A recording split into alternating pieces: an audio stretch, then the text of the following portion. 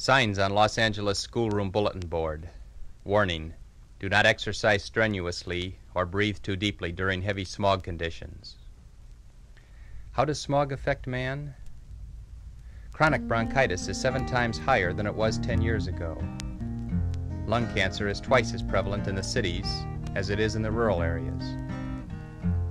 Bronchial asthma and emphysema are up 8 times in the last 10 years and still skyrocketing. 1 day's breathing of New York smog is equivalent to smoking several packages of cigarettes.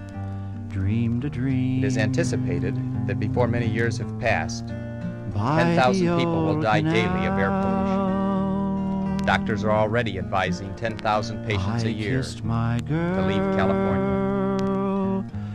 A leading medical authority from the American Medical Association said, unless the internal combustion engine goes within 5 years, we will go.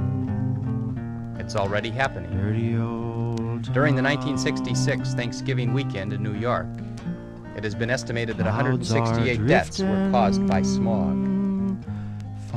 It also has indirect effects. Smog damages crops to the tune of $500 million annually. In New Jersey alone, 36 crops have been seriously damaged.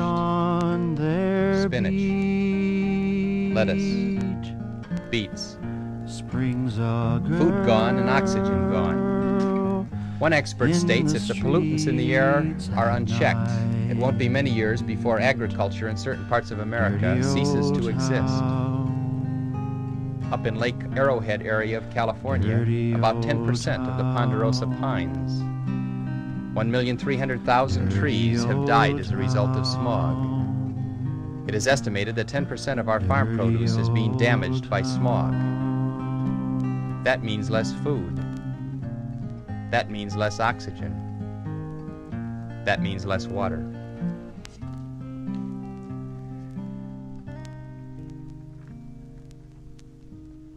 Let us tour the inland waters of America.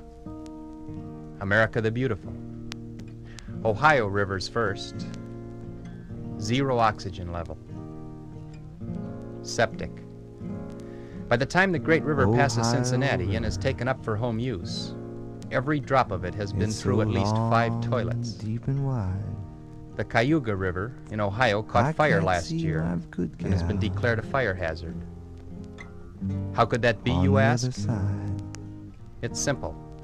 It was so loaded with oil waste that it caught fire and burned 2 bridges. Cost $50,000 to repair. A fisherman friend of mine used to cruise across the Great Lakes in his boat, watching the great shoals of fish on his radar screen, swimming about, to and fro.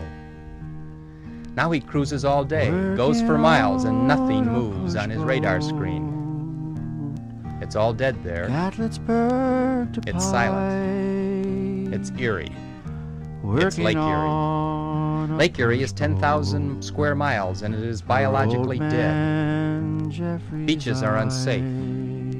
Algae coats the bodies of swimmers and piles up in foul-smelling piles on the shoreline. The lake has aged 1 million years in the last 50. The Mississippi River, the Huck Finn River of America, is now the colon of America. Our industries, rather than cleaning up their wastes, shove it down the river.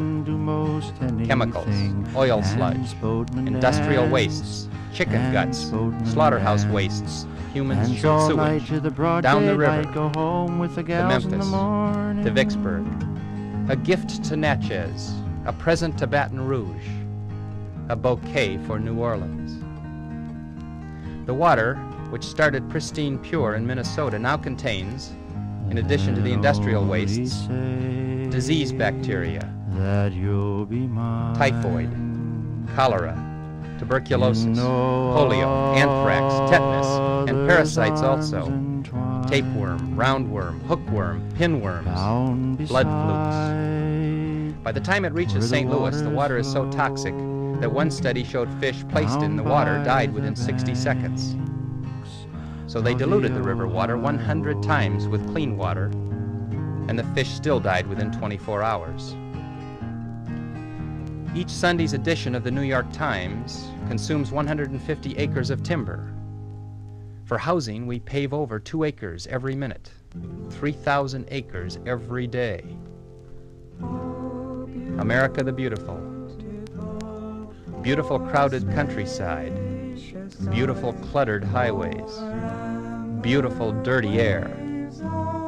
Beautiful polluted waters. Beautiful oceans full of oil spills. America the Beautiful. America the bulldozed. America the polluted.